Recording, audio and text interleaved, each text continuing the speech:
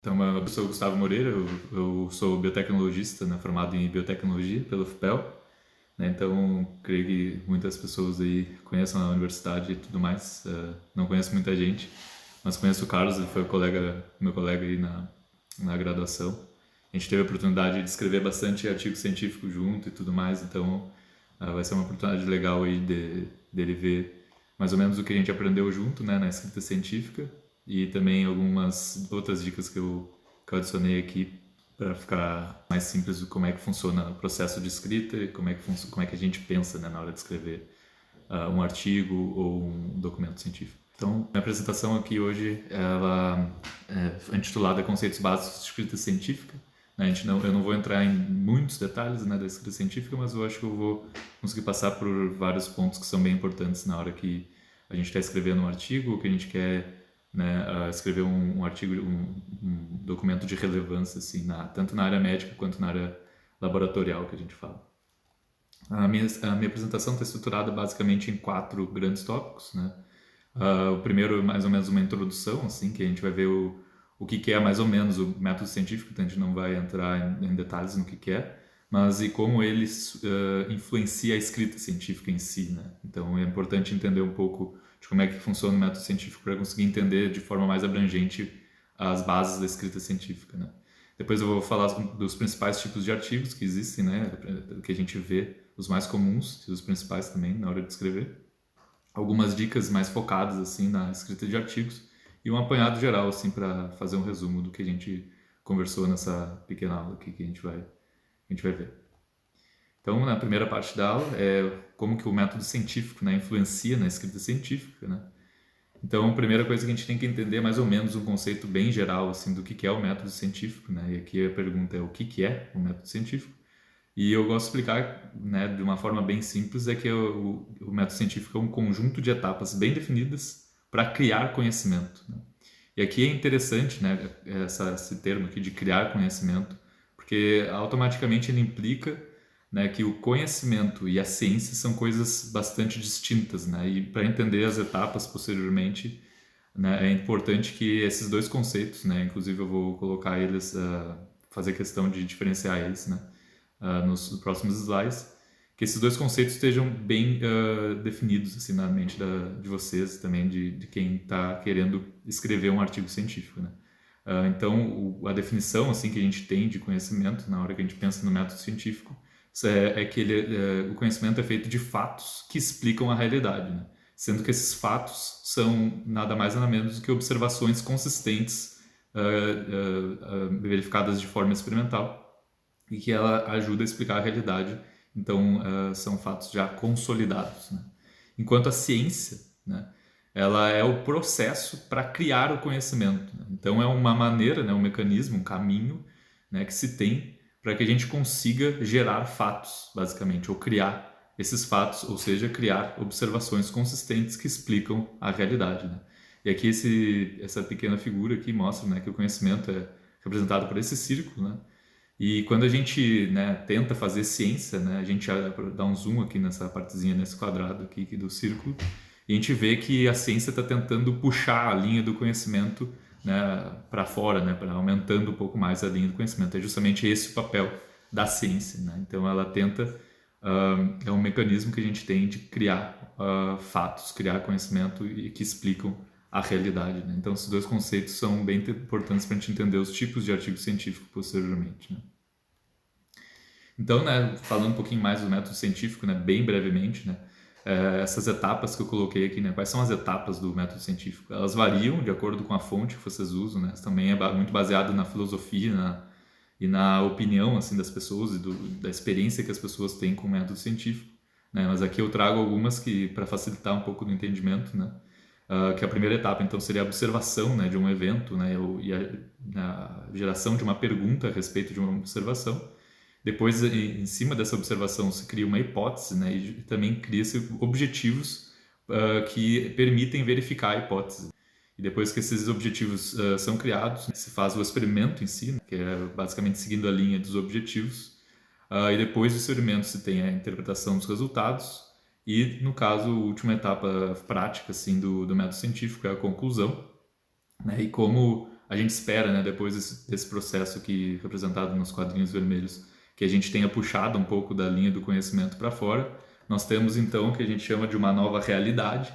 Então a gente pode voltar ao início do processo, considerando essas novas observações e novas conclusões que foram feitas, porque o ponto de início agora já é diferente, porque a gente conseguiu, né, aumentar a linha do conhecimento. Então é um processo basicamente que se retroalimenta, né?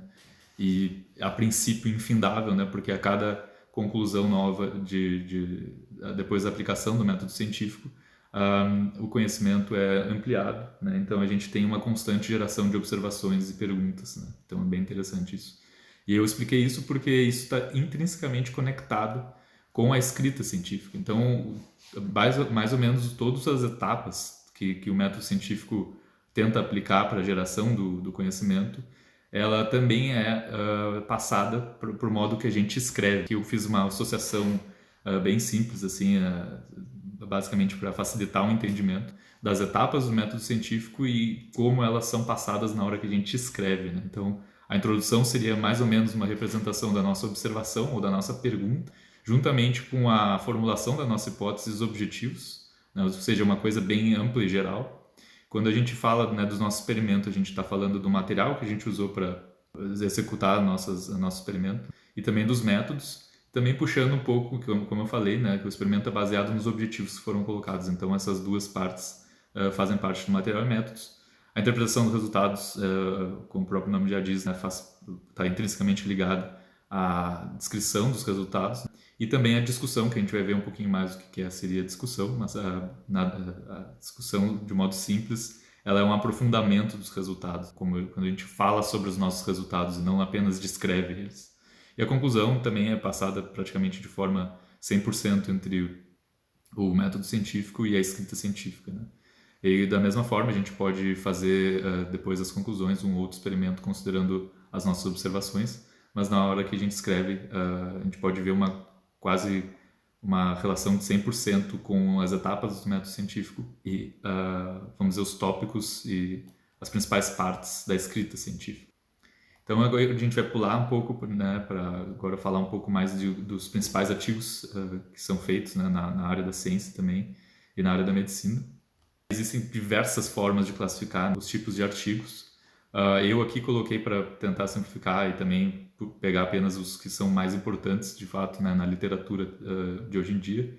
Eu coloquei 4 grandes grupos, assim, né? Então, nós temos os artigos de protocolo, os capítulos de livro, que também podem ser considerados artigos, os artigos de revisão e os de pesquisa propriamente dita, né, que a gente vai ver um pouquinho melhor.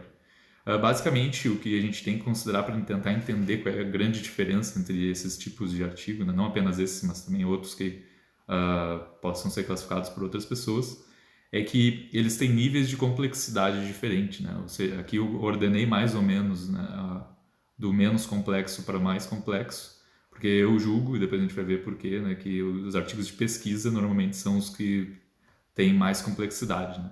E sendo que os de protocolo, capítulos de livro de revisão buscam abranger um público geral, né? Por exemplo, uma pessoa que não é cientista ou que não é médica, existem livros, né? E se ela pegar também alguma revisão de jornais científicos que tem esse objetivo de ser mais abrangente, ela vai ver que a linguagem é bem acessível, né? Então, automaticamente a gente conecta, né, a complexidade desses artigos com o público-alvo, né? No caso, quanto menos complexos são os artigos, maior é o público-alvo desses artigos científicos, né? E não é novidade, assim, para a gente que é cientista, né, que a nossa linguagem, quando a gente fala, né, dos artigos de pesquisa, ela é bem rebuscada, assim, é bem difícil de entender às vezes, né? Então não é surpresa para a gente ver que os artigos de pesquisa têm um público bem pequeno, né? Normalmente um público altamente especializado, né? Por exemplo, artigos da área da medicina normalmente são lidos por médicos ou por pesquisadores da área específica, né? E não tanto pelo público geral, né? Então é só um exemplo.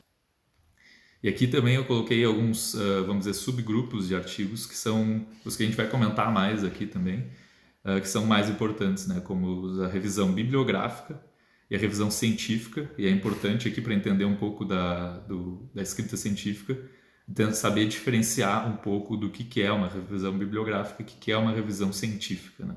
A gente vai ver isso com mais detalhes nos próximos slides. Assim como também para pesquisa, né, nós temos os documentos acadêmicos, que na verdade são uma mescla entre experimentos de laboratório, né, que está ali do lado no quadradinho azul, e também um pouco de revisão bibliográfica e científica, mais bibliográfica do que científica. Então, o documento acadêmico fica no meio termo ali entre pesquisa e revisão.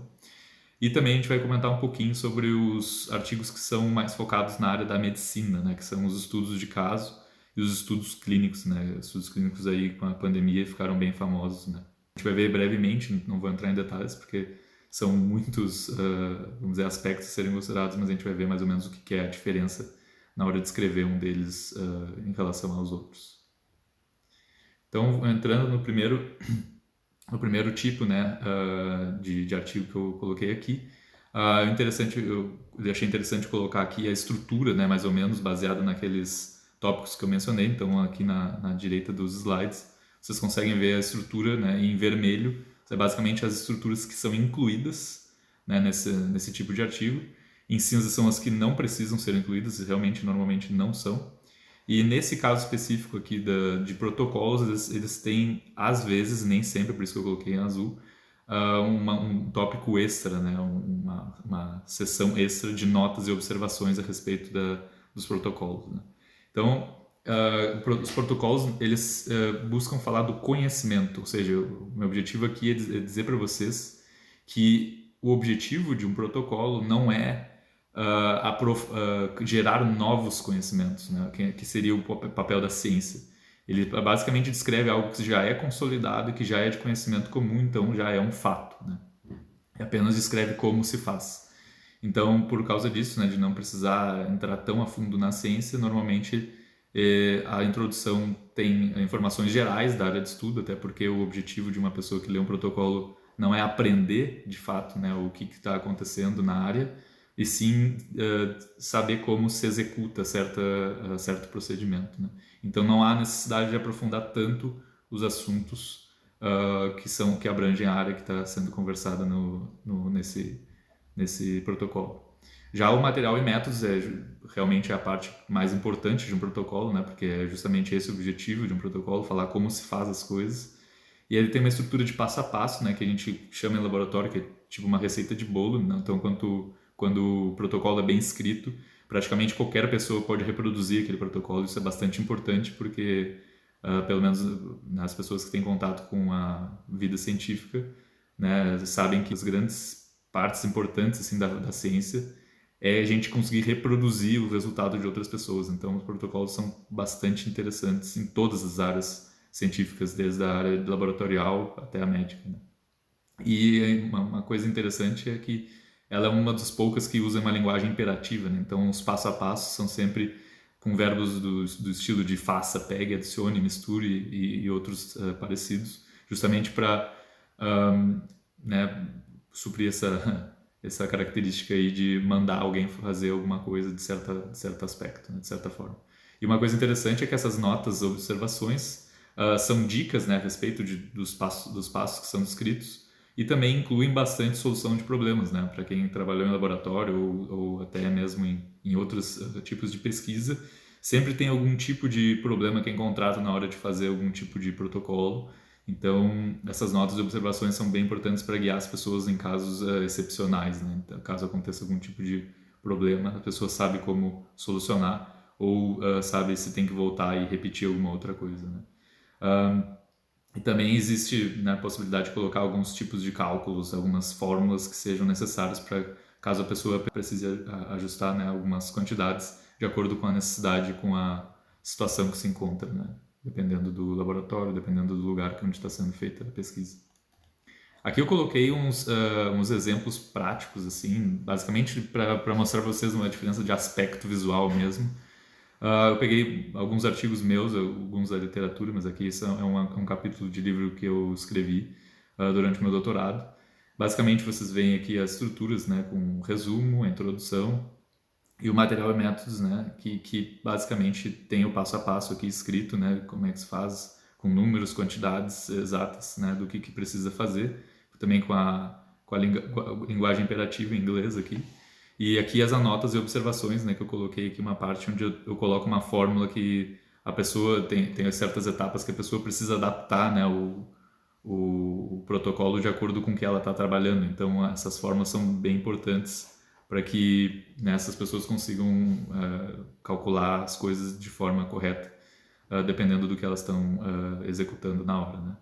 E aqui uma dica também importante é que todo o protocolo é escrito pensando como se estivesse ensinando alguém, né? Então, se tu normalmente a pessoa imagina que está do lado dessa outra pessoa que está lendo, né, do leitor, para justamente ensinar a pessoa a executar um certo protocolo, né? Então é como se a gente estivesse ali do lado da pessoa.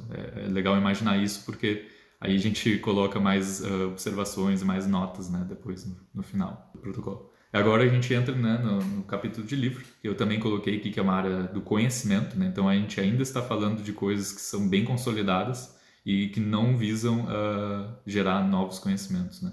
De novo, a gente tem, né, por se tratar de um capítulo de livro, ele tem, né, uma abrangência um pouco maior, né? Então não há necessidade de aprofundar todos os tópicos, né? Normalmente se encontra informações gerais sobre a área de estudo e existe profundidade apenas num tópico principal. Normalmente quando a gente fala, né, de algum assunto, existem diversos aspectos, né, sobre esse assunto, só que nem todos precisam ser aprofundados de forma igual, né? Então aqui é bem recomendado focar o que é mais importante e aprofundar apenas nas coisas mais importantes que sejam abordadas no capítulo do livro, né? Uma coisa interessante também de notar é que os capítulos de livro é uma das poucas estruturas que não tem resumo, né? Normalmente o livro tem o resumo, mas não o capítulo, né? Raramente, eu acho que alguns autores colocam alguns resumos em capítulos, mas normalmente não é alguma coisa, não é bem corriqueiro, né? O mais comum é ter apenas introdução, a discussão, né, que seria a parte ali de aprofundamento, explicação, né, das observações e conclusão, né? Não tem resultados no sentido de não existem novos resultados oriundos de experimentos, né? Então, o capítulo do livro busca falar das coisas que já foram feitas, né? O que classifica mais ou menos como uma discussão. E de fato, né, como eu falei, a discussão não é completa, né, porque já que não tem resultado, não tem como ter uma discussão completa, mas tem alguns elementos, né, de discussão. Basicamente é porque a discussão fala dos fatos, né, que já foram descritos na literatura, né, em outros artigos, e também faz referências a esses artigos justamente para consolidar, né, o que está sendo apresentado, né. Como eu falei, não há apresentação de resultados, apenas conclusões de outros trabalhos, né? Por isso que a gente está falando de conhecimento e não ciência, né? E aqui a conclusão normalmente também é importante ressaltar que não envolve uma opinião, né? Como um artigo que é baseado no conhecimento, ele tem que fazer uma análise baseada nos fatos e não nas opiniões de quem está escrevendo, né? E normalmente o que se aborda é o caminho que a área está seguindo, né? E o que esperar para o futuro, basicamente o que os fatos que foram apresentados até o momento permitem às pessoas entenderem e desenvolverem a área em certa, né, em certa direção, né? Então, mas não envolve opinião, é basicamente uma análise feita sobre os fatos, né? Que é diferente um pouco do que a gente vai ver posteriormente para revisões. Aqui também é outro exemplo, basicamente para mostrar a estrutura visual, né? Aqui também é um outro capítulo de livro que eu escrevi durante o meu doutorado. Como eu falei, não tem a estrutura aqui de resumo, desculpa. Começa direto na introdução. E aqui, né, a gente aborda aspectos bem gerais e a gente aprofunda apenas, aqui nesse caso era um capítulo sobre anticorpos monoclonais e phage display, né? Então a gente aprofundou mais nessa parte assim da aplicação aqui dos anticorpos, como a gente pode ver aqui na figura, né? Mas a gente não abordou todos os aspectos que envolvem sobre imunologia, por exemplo, né? Então não precisa fazer isso, como eu falei. E a conclusão aqui normalmente ela observa, né? A gente nem é chamada de conclusão, é chamada de olhar para frente, vamos dizer assim, justamente porque sempre busca colocar uma perspectiva futura da onde que a área, para onde que a área está se desenvolvendo e para onde que ela vai ir, né? Então é mais ou menos essa a ideia de um capítulo de livro, né? Falar do conhecimento atual e como esse conhecimento pode impactar o futuro da área que está sendo abordada. E aqui então a gente vai falar das revisões, né? que, como eu falei, existem dois tipos, né, a bibliográfica e a científica, e a diferença já está ali no quadrinho laranja que eu coloquei, é que a bibliográfica vai sempre buscar falar do conhecimento, ou seja, vai sempre buscar falar e abordar os fatos que já são consolidados na literatura, enquanto a revisão científica vai buscar gerar um novo ponto de vista, né, para gerar mais conhecimento posteriormente.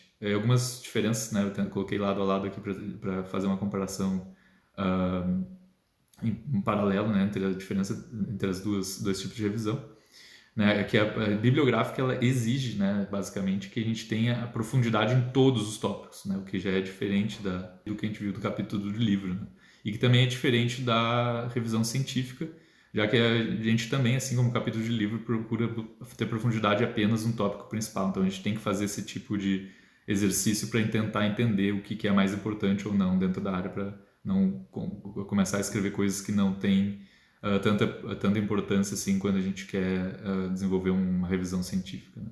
Em relação à discussão, né, a gente também utiliza ali dos fatos mais as referências, isso é basicamente igual, né? A gente pega os conhecimentos e tem que referenciar eles para a gente conseguir, né, gerar uma discussão, né, falar sobre o que já é estabelecido na literatura. E justamente a diferença básica da discussão é que na bibliográfica, né, a gente usa os resultados para consolidar ainda mais os fatos, né? Enquanto para a científica, como eu falei, a gente pega os resultados que já existem e tenta colocar um novo ponto, colocar uma coisa diferente, um novo ponto de vista ou alguma coisa que ainda não foi feita, justamente para tentar gerar o conhecimento que a gente falou lá no início, né? Então, basicamente, na conclusão, a gente consegue ver melhor assim o que seria a diferença, né? Aqui eu vou passar o slide porque aqui eu coloquei exatamente o que a conclusão tenta colocar para a gente, né? Então, na conclusão da revisão bibliográfica, é qual o caminho que a área está seguindo. Então, basicamente, bem parecido com o que é feito para os capítulos de livro.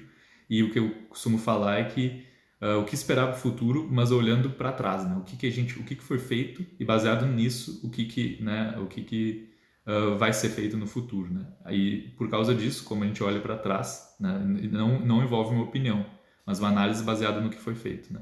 Enquanto na conclusão da revisão científica, a gente pega os principais pontos do conhecimento, tenta verificar vantagens e desvantagens para tentar criar uma opinião, e aí sim, olhando para frente, justamente para tentar desvendar alguns pontos que a ciência pode explorar para gerar mais conhecimento ainda, né? Então é uma forma didática que eu coloquei aqui para tentar entender esses dois tipos de revisão, assim.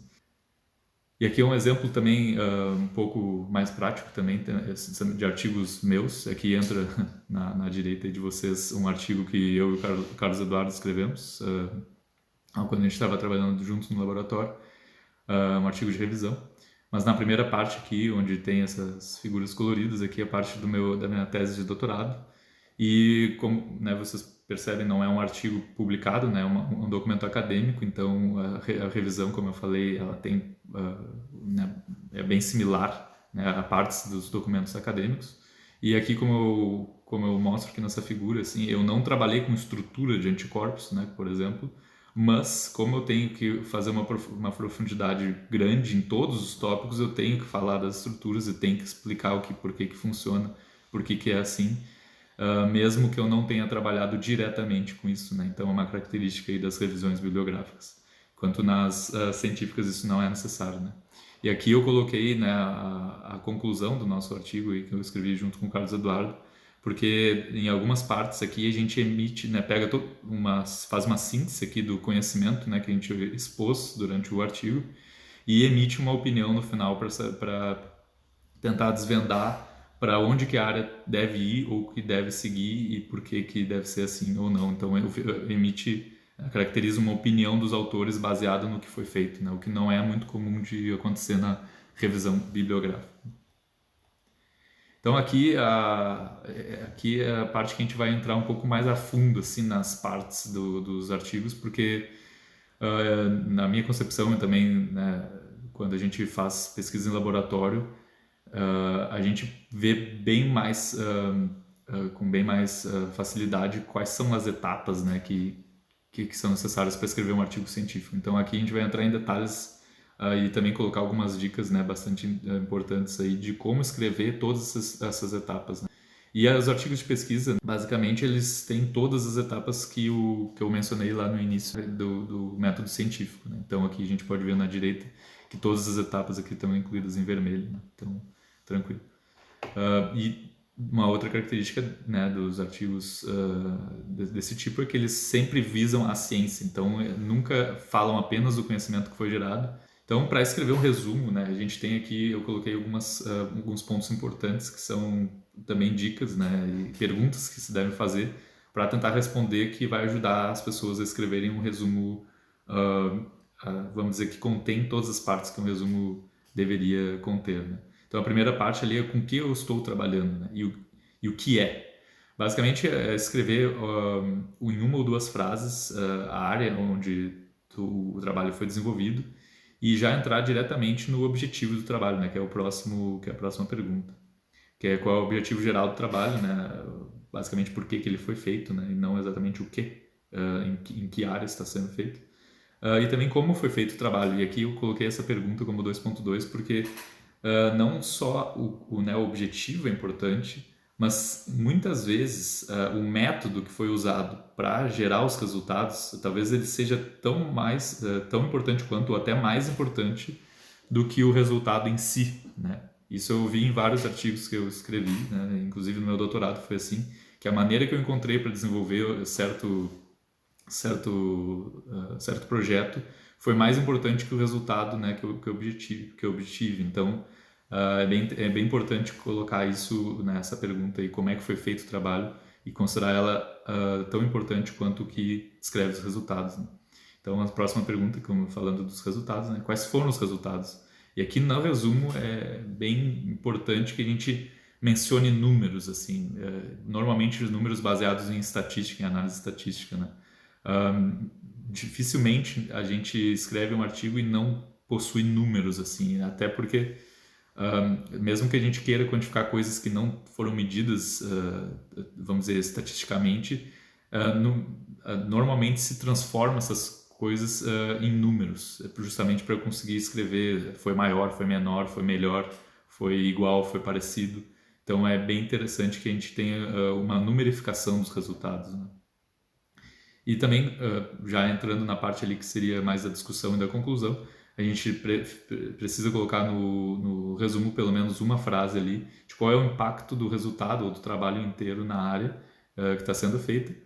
E uma coisa interessante às vezes é que muitos trabalhos, né, as pessoas e os cientistas são os primeiros a fazer certa abordagem ou a encontrar certos resultados. Então isso é interessante ser mencionado até para as pessoas entenderem que o que está sendo disposto não é tão comum assim de ser encontrado ou que é uma coisa rara de ser encontrada na literatura. Então é bem interessante colocar essa informação no resumo.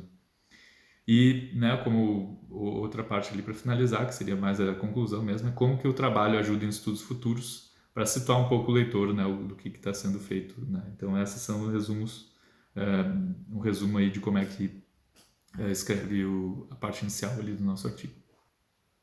E aqui sobre a introdução, né, eu coloquei um exemplo assim de perguntas que a gente tem que fazer quando a gente está escrevendo um artigo que fala, por exemplo, de doenças assim ou de tratamento, né, qualquer coisa a respeito de doenças infecciosas, principalmente. Então, a primeira coisa que a gente precisa escrever, assim, ou a gente pode adaptar isso para qualquer outra área, né, a área de oncologia também. Qual é o impacto da doença na sociedade? Então, a gente está falando do agente etiológico, né, ou da epidemiologia dessa doença, dos possíveis tratamentos já existentes e de prevenção também já existente. Então, dados bastante, vamos dizer, gerais assim a respeito da doença que está se tratando ali no assunto, né? Então, nessa primeira parte que é recomendado para praticamente todas as introduções de pesquisa, né? Depois a gente tem a outra pergunta, que é quais são os protocolos atuais para controlar a doença, né? A gente está falando não só de tratamento e prevenção, mas também a gente entra na questão de legislação, né? Tem, por exemplo, algumas doenças que têm vacinação obrigatória, por exemplo. Esse tipo de coisa é bem interessante também de ser escrita na introdução, justamente para a pessoa entender o contexto, né? De por que essa doença se torna um problema, porque não tem vacinação obrigatória, ou por que ela já foi erradicada, por exemplo, ou por que ainda não foi erradicada. Então, tem vários aspectos possíveis aqui dentro desse controle da doença, né? Depois, uma outra etapa é quais são os detalhes, né, necessários para entender o trabalho.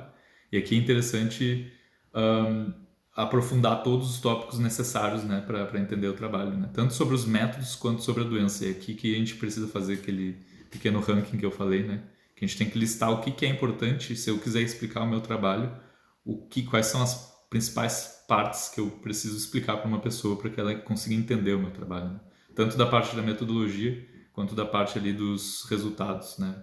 Então a gente tem que descrever saber mensurar assim a importância desses pontos e descrever isso sobre a doença que a gente está trabalhando.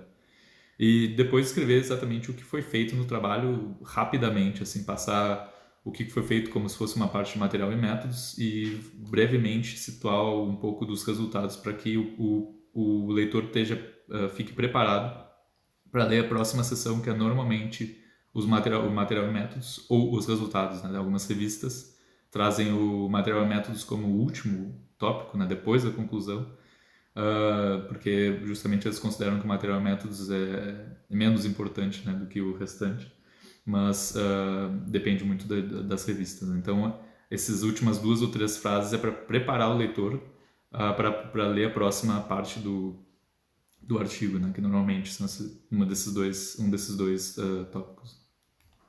Então, sobre o material e métodos, na verdade, não tem tanto segredo assim, né, mas é basicamente descrever em detalhes o que foi feito, né, em detalhes eu digo em quantidades, né, dizendo as quantidades exatas, com concentração, tempo, né, que é basicamente descrever o que foi feito e não apenas o que, mas como foi feito. Então, é bem importante que a gente consiga entender isso, né?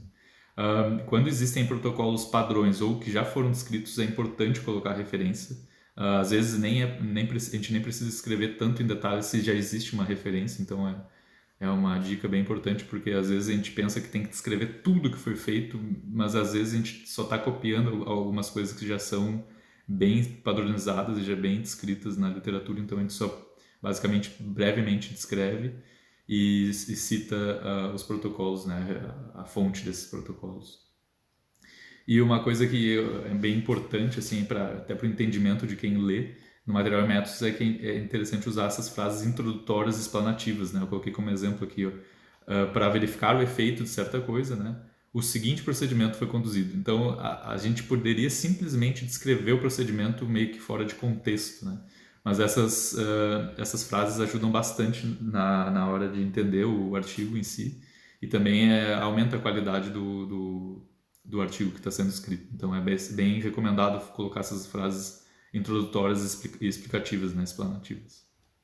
Em relação aos resultados, aqui é bem interessante que assim, no processo de aprendizado, né, de escrita científica, a gente, né, pensa que os resultados vão ser a maior parte, né, do trabalho e tal. Só que, na verdade, ele é para ser curto e bastante objetivo, né? Tem até uma frase aqui que eu coloquei, que foi de um colega meu de laboratório que durante o meu doutorado aqui na Alemanha, que ele falou, ele estava escrevendo, eu estava no meu segundo ano de doutorado, e ele já estava preparando a defesa dele, e o que ele falou foi o seguinte, né? É incrível como 3 anos de trabalho se resumem a uma tabela. Então, porque realmente ele ficou 3 anos trabalhando, né, em cima de um procedimento e para desenvolver um anticorpo.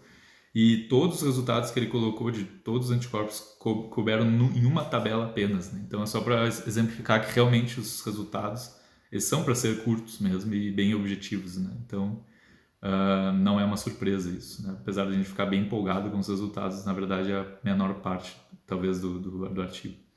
É bastante recomendado utilizar o gráficos, figuras e tabelas ao máximo, né? Quanto menos texto, né, na parte dos resultados, melhor, né? A gente usa o texto mais para explicar como que os resultados foram obtidos e também ressaltar um pouco mais os números, né, que são presentes em tabelas e gráficos. Mas, de fato, quanto mais visual for, melhor para o entendimento de quem está lendo. Aqui também é recomendado fazer uma breve recapitulação dos métodos, não com detalhes, né? E de forma cronológica, assim, né? Também com uma estrutura de tópicos parecida com material e métodos. Então, quando a gente escreve os resultados, a gente normalmente tenta seguir o que foi escrito no material e métodos antes, né? Justamente para para as pessoas conseguirem correlacionar o que foi feito e com o resultado que foi obtido. Fica mais fácil de ler, assim. Basicamente contando uma história para quem lê, né? Seguindo uma ordem cronológica. É bem mais fácil de entender o artigo, assim. E uma coisa bem importante, que às vezes a gente demora um pouco para aprender, só, né, um conhecimento que vem mais com a prática mesmo, é a tentar não usar adjetivos, mas sim comparações numéricas. Por isso que eu falei que é tão importante tentar numerificar as coisas quando a gente fala dos resultados, né? Porque adjetivos, infelizmente, né, na linguagem elas são muito importantes, mas na linguagem científica eles não significam tanto assim, né? Quando a gente fala melhor ou bom, isso não significa muito aos olhos de um cientista, né? A gente tem que falar quantas vezes foi superior, normalmente com análise estatística também. Aí eu também coloquei mais ou maior. A gente normalmente também usa esse termo que significa diferença significante ou significativa, né? Que normalmente vem da análise estatística, né? Quando a gente aplica um método estatístico, a gente tenta ver o quão significante é a diferença entre dois grupos ou dois pontos de análise ali que a gente está verificando, né? Assim como também quando a gente está analisando uma hipótese negativa, né? Em vez de pior ou ruim, a gente usa inferior, x vezes inferior, ou menos menor, diferença não significante, né? Também baseado na análise estatística. Também a discussão, né? Que é um dos pontos bem importantes também do artigo, que normalmente ela não é estruturada em tópicos e justamente por causa do propósito que ela tem de conectar os resultados entre si, né? Ou seja, dos resultados que foram gerados no artigo e também com o que já foi descrito antes na literatura. Então é justamente por isso que se evita, né? Não é uma regra, mas se evita a colocar tópicos na discussão. Existem alguns artigos, né, que os resultados da discussão são juntos, né? Mas normalmente é recomendado escrever eles separado, né? Então, na escrita em si, é bom que a pessoa consiga separar os resultados da discussão para ficar mais fácil de conectar, de tentar entender ali o que pode ser discutido ou não.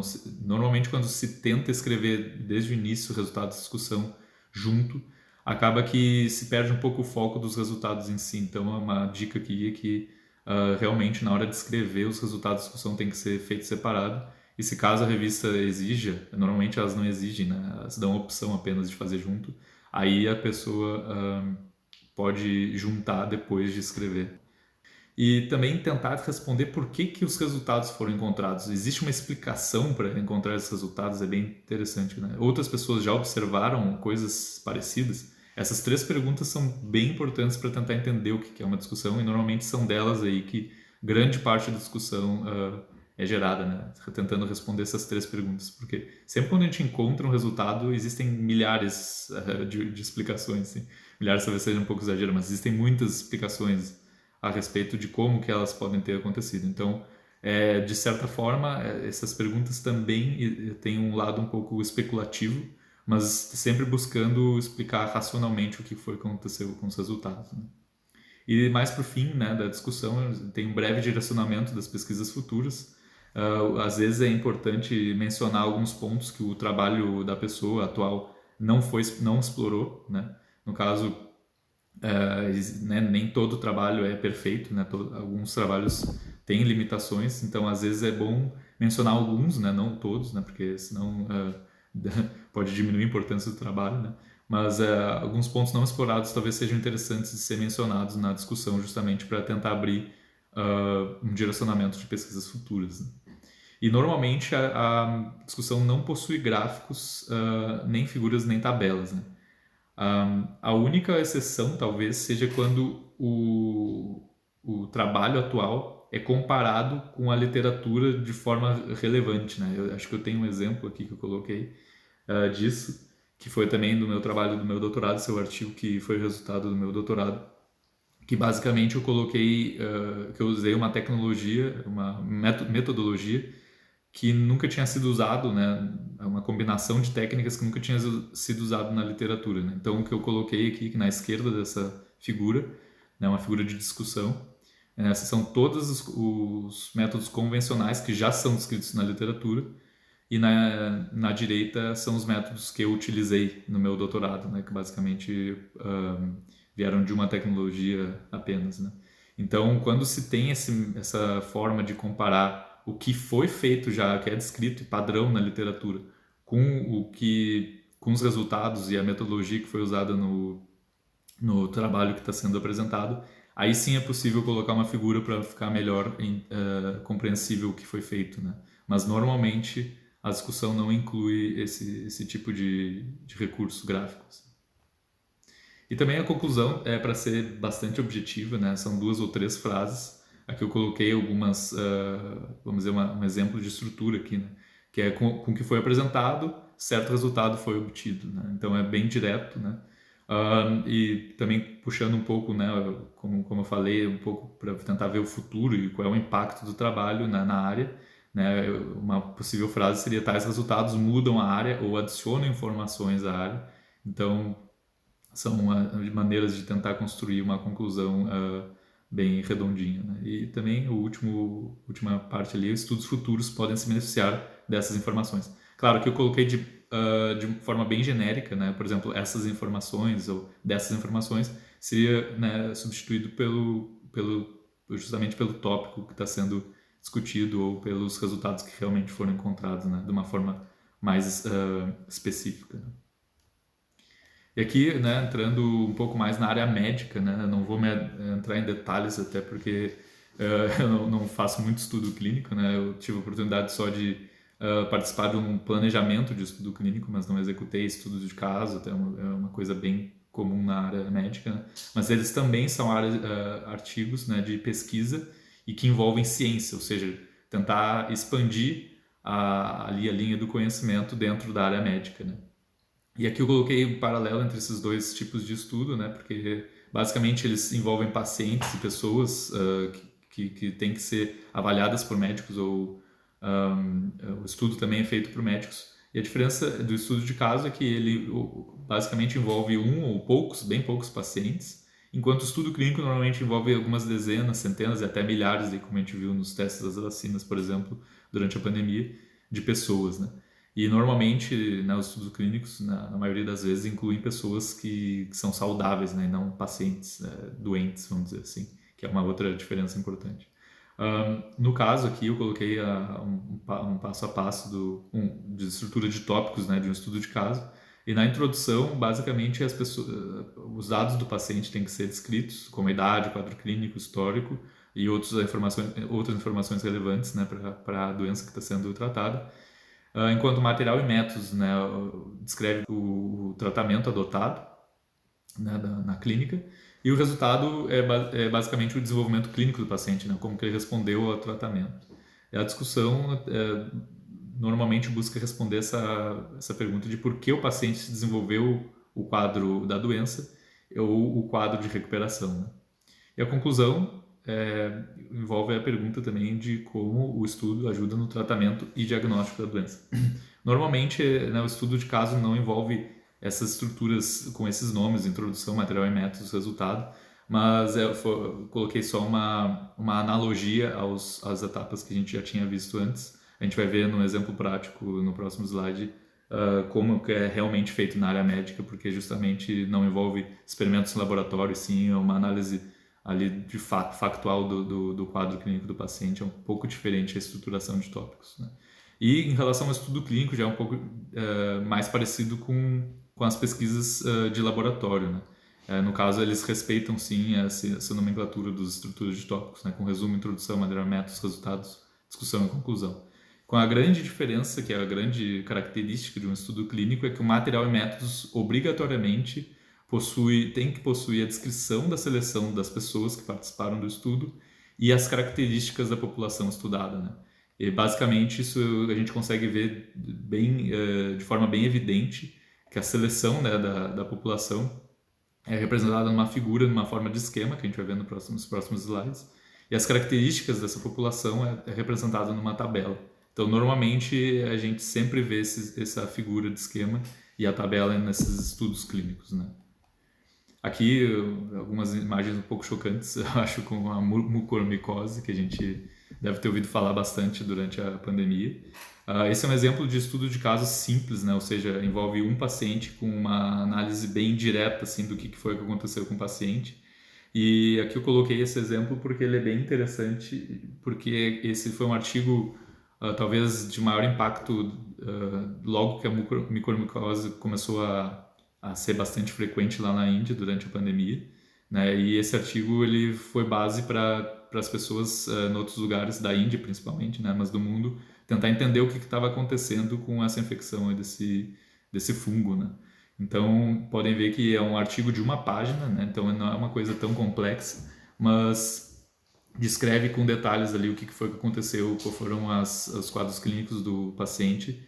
E normalmente os estudos de caso envolvem problemas bastante únicos, eu diria assim. E nesse caso aqui foi né, uma infecção no paciente de diabetes que teve uma infecção próxima ali na região ocular, né? Então é bastante impactante isso, porque né, a pessoa que está sofrendo já com outras doenças, né, pode perder a visão, não é algo tão interessante, né?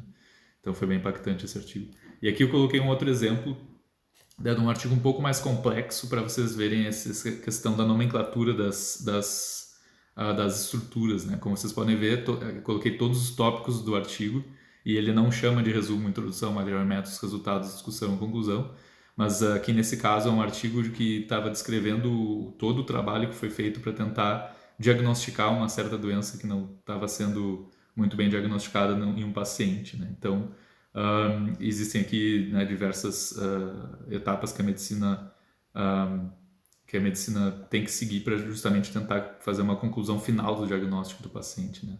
Então é bem interessante esse aspecto dos artigos da área médica, bastante atento, porque não é né, uma comparação 100% com um método científico, mas segue as mesmas linhas de raciocínio. E a ideia aqui, né, de ambos os estudos de caso aqui que eu apresentei, é informar outros médicos sobre os novos quadros clínicos que podem aparecer, né? No caso, a mucormicose apareceu como uma doença mais frequente e nova lá na Índia, então quanto mais rápido essa informação se espalhar, melhor. Então esses estudos foram pensados com essa ideia. E aqui foi que eu mencionei, né, sobre os estudos clínicos, né, que são o esquema ali, né, da seleção dos pacientes, distribuição dos participantes, e a tabela, né, com a característica de todos os participantes. Basicamente, esses dois elementos são obrigatórios quando a gente fala de estudo clínico. É justamente para validar a hipótese de um tratamento, por exemplo, é essencial que os grupos tenham sido feitos de forma randomizada, né, e representando certa parte da população ali. No caso, na tabela a gente vê ali que principalmente é descrito o sexo, né, a raça, né, a etnia, né, no caso aqui o país também de origem, e idade, né. Essas informações são muito importantes quando a gente faz estudo clínico, né, e deve se atentar bastante a isso. Então, algumas dicas assim para escrita de artigos científicos. Vocês poderiam se perguntar, né, aí pensem aí com vocês, qual parte escrever primeiro? A gente tem algumas opções aí, né? A gente pode começar do início, a gente pode começar do fim, a gente pode começar do meio, mas basicamente tem algumas, vamos dizer, recomendações assim, baseadas em experiência que eu vou fazer aqui para vocês, né? Se vocês quisessem comentar aí o que vocês acham, mas deem uma pensada em vocês. Mas a minha recomendação que vocês devem escrever primeiro é os resultados, né? Isso porque ter o resultado escrito, né? Como eu falei, às vezes a gente pensa que os resultados são grandes, que os resultados são bem complexos, mas na verdade eles são mais simples do que a gente imagina. E quando eles estão escritos, a gente entende melhor quais são as partes relevantes que devem ser abordadas no artigo, né? Então isso é bem importante ter em mente quando a gente vai escrever, por exemplo, a introdução e discussão, né? Então a recomendação é que os resultados sejam escritos antes.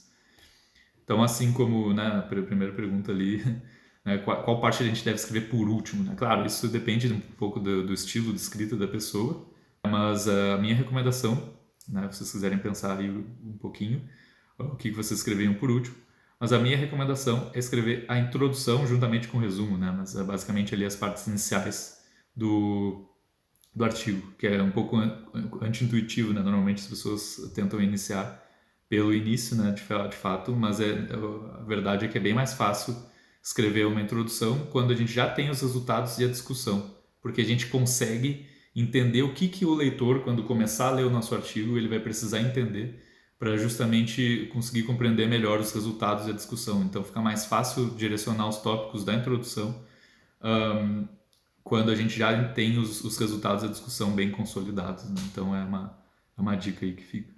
E a última pergunta aqui que eu tenho como dica, né, é qual é a parte mais importante do artigo? De novo, é uma opinião, né, minha. Algumas pessoas dizem que é a introdução, porque é conhecimento geral. Outros dizem que é matéria métodos, porque, né, descreve como foi feito. Outros dizem que são os resultados, porque é basicamente o que foi encontrado no artigo, no experimento. Mas, na minha opinião, a discussão é o ponto mais importante do artigo, porque é onde a ciência é feita, de fato. Então, o que eu quero dizer com isso é que a discussão é que vai tentar aprofundar, né? Ela traz uma visão aprofundada sobre os resultados, justamente para tentar puxar a linha do conhecimento para frente, né? Então, filosoficamente falando, a parte mais importante de um artigo, de fato, é a discussão, que não fala do conhecimento prévio, né? Ela menciona o conhecimento atual que foi gerado no trabalho e compara com o que já é descrito na literatura, justamente para tentar puxar o conhecimento existente para frente. E aqui algumas dicas finais que eu coloquei sem formato de pergunta. O que eu recomendo quando uma pessoa vai começar a escrever um artigo, é fazer um plano estruturado com os tópicos, aqui com esses 6 tópicos que eu coloquei em vermelho, e os subtópicos, ou seja, as partes que são importantes serem incluídas dentro deles, para que uma pessoa tenha entendimento completo do que está sendo apresentado, né? E uma recomendação é que esses subtópicos devem ser colocados dos mais simples para os mais complexos, justamente para tentar facilitar um pouco a leitura da pessoa, né? Em relação aos resultados, tem uma dica que é bem legal aqui, que é usar frases afirmativas e conclusivas como subtópicos dos resultados. O que eu quero dizer com isso, né? A gente normalmente tem ali as conclusões dos experimentos que a gente colocou e a gente vai usar uma conclusão de forma bem compacta como o título do subtópico, né? No caso aqui eu coloquei 2 exemplos que são baseados no meu trabalho de doutorado, que é a nova técnica e a técnica padrão, ou seja, utilizada antes, tem resultados similares, ou seja, não tem perda, né, de eficiência, a gente consegue ver praticamente as mesmas coisas tanto com uma quanto com outra. E a nova molécula aqui descrita permite a identificação de todas as bactérias, né? Então, a gente já no tópico, né, no título ali do tópico, já coloca para o leitor a conclusão para tentar facilitar a descrição dos resultados. E a outra pergunta que também é bem frequente na hora que a gente escreve é se a gente deve usar a primeira pessoa ou não, né? No caso, a dica é que sempre deve se evitar usar a primeira pessoa. No caso aqui, eu coloquei alguns exemplos, né? Às vezes as pessoas gostam de escrever nós fizemos, ou nosso grupo fez, ou nós observamos. A gente normalmente usa uma linguagem um pouco mais neutra, né? Que é aqui foi feito, ou no presente trabalho foi estudado, ou é possível observar, né? Uma coisa que não coloca quem está observando, né? Então é uma coisa mais generalizada, assim, de qualquer pessoa que está lendo o artigo deve conseguir observar, né? Não apenas a pessoa que está escrevendo. A exceção é justamente quando as pessoas, o artigo exige que a gente escreva uma opinião, que é normalmente, como a gente viu, na revisão científica, né? Que é o principal lugar onde a gente pode colocar uma opinião, né? E aí, normalmente a gente escreve alguma coisa do tipo, considerando esses aspectos, concluímos, ou eu concluí, se for um autor só, o nosso grupo concluiu, que certa coisa é verdade ou é mais importante que a outra. Então, para terminar a apresentação, um slidezinho só de apanhado geral, para lembrar vocês, né, do conceito de conhecimento e de ciência, né, que tem que ficar bem separado aí na mente, para tentar entender um pouco do processo, né, de escrita científica. Eu coloquei ali aquele gráfico bem interessante, uma representação, que é importante se perguntar se a gente está olhando para trás ou para frente, né? No caso, se a gente está olhando para trás, a gente está olhando para o conhecimento que já foi gerado e a gente não está buscando gerar um novo conhecimento, ou seja, aplicar a ciência para que novos conhecimentos sejam gerados. E se a gente estiver olhando para frente, a gente vai sim aplicar o método científico para tentar puxar a linha do conhecimento mais para frente. É importante conhecer o público leitor, porque aí a gente consegue ver a complexidade ou entender melhor qual é o nível de complexidade da escrita que a gente precisa colocar no artigo, né? No caso, se a gente realmente tiver que escrever um artigo mais complexo, a gente está escrevendo para um público menor e quando a gente diminui a complexidade da escrita do artigo, a gente visa um público maior, né? Então é importante entender isso para ajustar a nível de linguagem que é utilizado. E uma mensagem final, né, que eu gosto de colocar é que não existe segredo ou regra para a escrita científica, mas sim alguns conceitos, né, que é justamente o título da minha apresentação. Né, e aí, alguns conceitos que eu coloquei para vocês é esse de conhecimento de ciência, de olhar para frente ou para trás, de entender o nível de complexidade do público, porque na verdade cada um tem seu estilo de escrita, né, que a gente tenta sempre seguir mais ou menos o mesmo, vamos dizer, a mesma forma aqui baseada no método científico, mas sempre não existe um estilo único ou um estilo 100% correto, né? Então, cada pessoa pode ter um estilo próprio, mas desde que siga essa linha de conceitos que eu apresentei para vocês. Então, muito obrigado pela atenção de vocês. Fico aberto aí para responder perguntas.